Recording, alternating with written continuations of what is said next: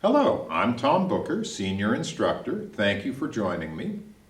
This is our Assertiveness Lesson from Speak Up and Get Along by Scott Cooper. In today's lesson, we'll be talking together about using the power I with authority figures.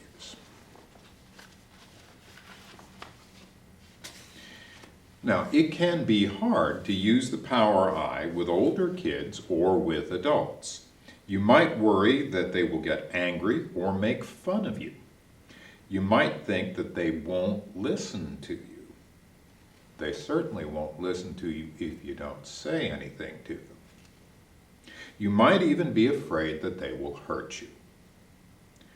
When it comes time to use the power I with authority figures like teachers and parents, it's natural to be nervous.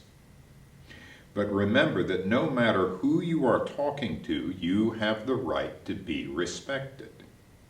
Sometimes adults have to hear what your needs are. Your parents, your teachers are all wonderful people, but they are not mind readers. They don't know how you feel or what you want, what you need, until you tell them. Sometimes there are two things you can do to make it easier to speak up in these situations. One is to say how hard it is to speak openly and honestly. Another is to express how you think they might feel about what you have to say.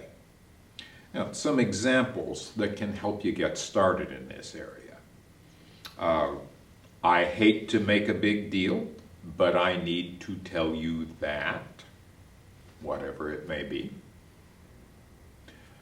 Another is, I'm worried you might feel bad hearing this, but I want, and again, whatever that may be. Another one is, it's hard for me to say this, but I don't think that, again, whatever the situation might be. And finally, maybe nobody has told you this, but and again, whatever that situation might be. Now remember, it's important to be respectful toward adults and other authority figures. It's important to be respectful to other people generally, even when you are being assertive, and it's certainly possible to do that. Now, some ways to practice this. When you first start using the power I, you might feel nervous with other kids your own age, too. This is also normal. It can be hard to tell people things you know they might not want to hear. If you're nervous, practice the power I with a good friend or an adult you trust. Somebody who is going to take this seriously. They're not going to treat it like it's some kind of game or some kind of joke. With your practice partner, make up some situations in which people act disrespectfully toward you. Or think of a real problem in your life, a situation where you'd like to be more assertive about it. Then come up with several ways of using the power I to speak up for your right to respect. Take turns saying the lines to each other.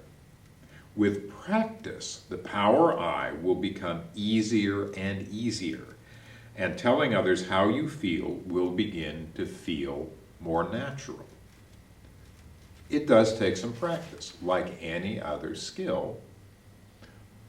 Practice with it will make us more skillful with it and will make it feel more comfortable, more natural.